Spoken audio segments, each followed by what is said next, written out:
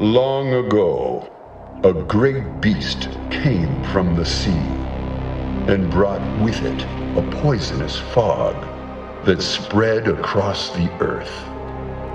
Corrupting everything it reached, the poison fog slowly transformed the world and brought about a new age.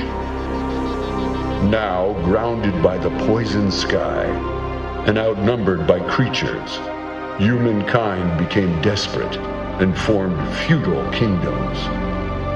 Closed off from each other, they became paranoid and are on the brink of extinction.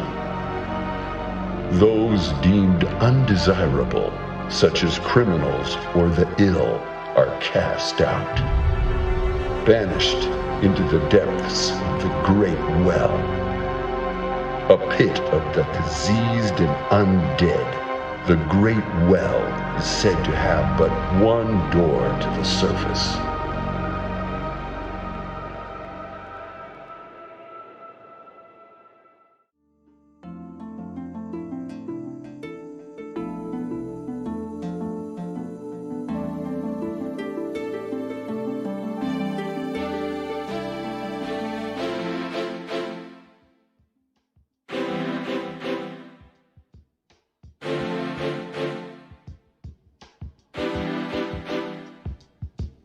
If I had to describe what makes Lunacid special in one word, it would be discovery. Lunacid is a game where, above all else, it challenges the player to discover what lies within its world. Weapons, items, monsters, secrets. The game is one big puzzle box, and Lunacid's creator, Kira, intends for you, the player, to slowly figure it all out. In the spirit of this game, I'll try to avoid spoiling anything as much as possible. But at least I'll try to give one example of how Lunacid works so well. Right at the beginning of the game, there is a strange door. Your first instinct is to attack the strange door, and the game tells you, no effect. You try interacting with the door, and nothing happens. But you notice that despite its bizarre design, it kind of looks like it has a keyhole. A keyhole would imply a key is required, right? Well, where's the key? You scramble around the world, getting a grasp on where you are and what you're supposed to do. The game's introduction makes it clear. You are trapped below the Great Well, and you want to find a way out. A random plaque at the entrance tells you, seek the slumbering creature of moonlight. They are the last existing door. Like a puzzle box, you don't exactly understand what is going on, but now you have a clear goal. Now it's down to you to find and make use of whatever tools the game gives you. Well, you found your first weapon early, and instinctively, you try attacking with it. The combat is simple. Click the attack button and you'll swing your weapon quickly. Hold it longer and it'll do more damage. However, Lunacid is deceptively simple. Attack a monster in a specific area and parts of them may break, changing how they attack. Blocking significantly lowers the amount of damage you would have taken, so learning when to attack, juke, and block is key to mastering the combat. You now understand how combat works. You run around the world fighting basic enemies until you find a casket. You try opening it and you get something interesting. Flame Spear. You check your inventory and realize there aren't just weapons in this game, but also magic rings. Flame Spear is right here. You try using it and you see that it's a projectile spell that fires flames and it partly consumes your mana bar. You now understand how magic works. You keep going until you see something. Is that a monster? It doesn't seem to be attacking you. You go near it and see that the game shows an interact prompt. It starts talking to you. Demi is her name and she tells you that you're in Hollow Basin and she could take you to Wing's Rest. You get a little curious and you decide to go along with her, teleporting you to Lunacid's major hub area. Now you understand how exploration works. You look around Wing's Rest, chatting to its strange inhabitants as they drip feed you small parts of this world's lore.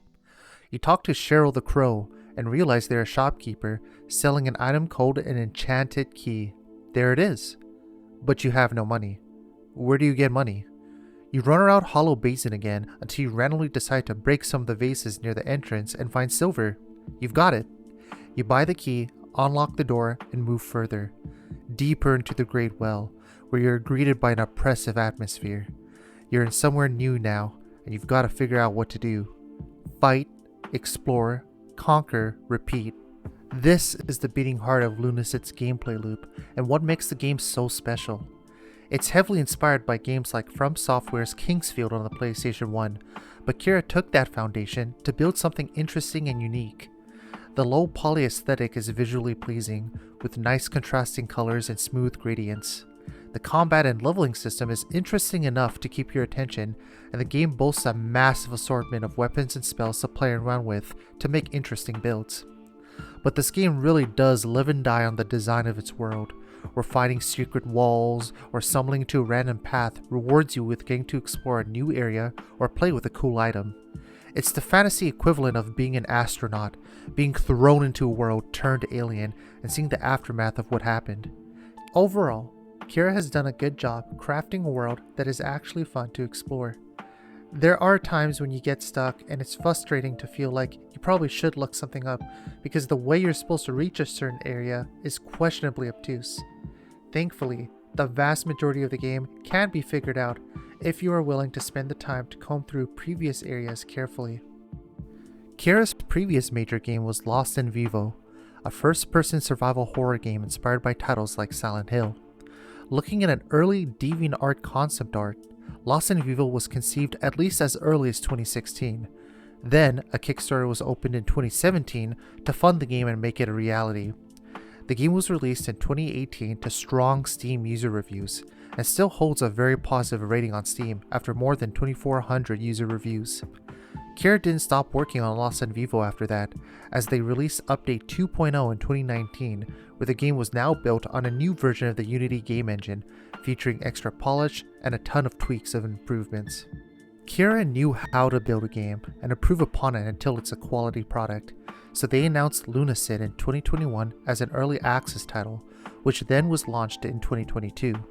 Lunacid is a dark fantasy first-person RPG that, at least so far, earned an overwhelmingly positive rating on Steam. It's interesting to me that Kira's work on Lost in Vivo influenced Lunacid because even though Lunacid isn't supposed to be a survival horror game, it still shares strong horror elements.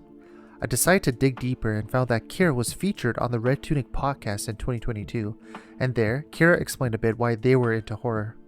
I'll share their thoughts here, and I'll link the source in the video description. So forgive me on not being completely educated on this, but why horror? What drew you to doing horror games?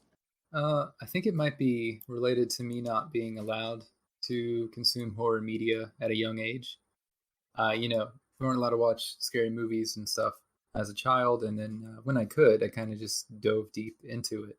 And I have just some kind of natural, I have some natural pull towards horror, and I find it kind of easy to make, if that might sound bad and lazy, but I think horror is at times easier to make than something more complex or of a different genre is. And I don't think that's lazy to say at all, or what have you, just because if you're good at something and it comes naturally to you, I don't think you should refer to it in a negative way when you're just taking advantage of your strength. And I agree with Red Tunic here. Kira is leaning on their strength to use horror effectively to make the game interesting. Sometimes, Lunacid invites you to explore a wonderful, whimsical environment, only to throw you somewhere dark, brooding, and malignant. This contrast of ideas does a good job of pushing the player forward to new areas, because you're never quite sure what Lunacid is trying to do next. It feeds into your sense of discovery. Overall, Lunacid is a hidden gem. Yes, this game is in early access, and it isn't complete at the time of this video. However, it features at least 7 major regions to explore that, in my opinion, would take you at least 7 hours to get through it all. The soundtrack absolutely slaps hard, and the game just sucks you in. Here, have a listen.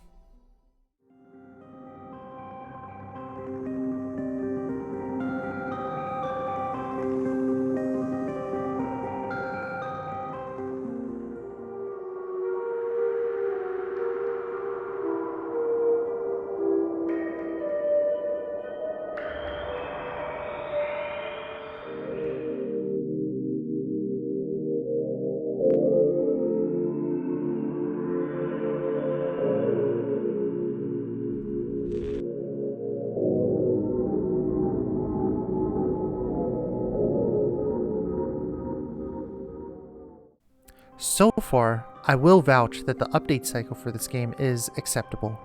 For example, in September 2022, Kira released the Castle update, featuring a massive new region to explore and a new boss fight. 4 months later, in January of 2023, Kira released the Boiling Grotto update, featuring another new region and a new dungeon. So at least thus far, they are on top of their workload, and based on how they handled Lost in Vivo, I have faith that they'll keep working on Lunacid post-release as well. So, hopefully I've caught your attention, and you're looking forward to take a closer look at Lunacid. Again, the game isn't complete, so it makes sense to wait, but at least at the time of this video, Lunacid is around 7 USD. I don't blame you for being wary of early access games, but personally, $7 is surprisingly inexpensive for the amount of content on offer here.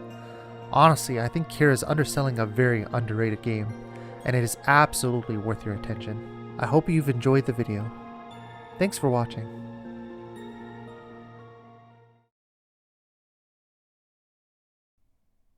This time, I wanted to make something very different from my previous video. I actually do read the comments, so I'll try to keep the criticism. Say fire truck. Fire. Gonna go, oh, truck. Oh. From the last video in mind for next time. Unfortunately, I've got to focus on life for the near future, so this is goodbye for now. I'll see you guys after the grind.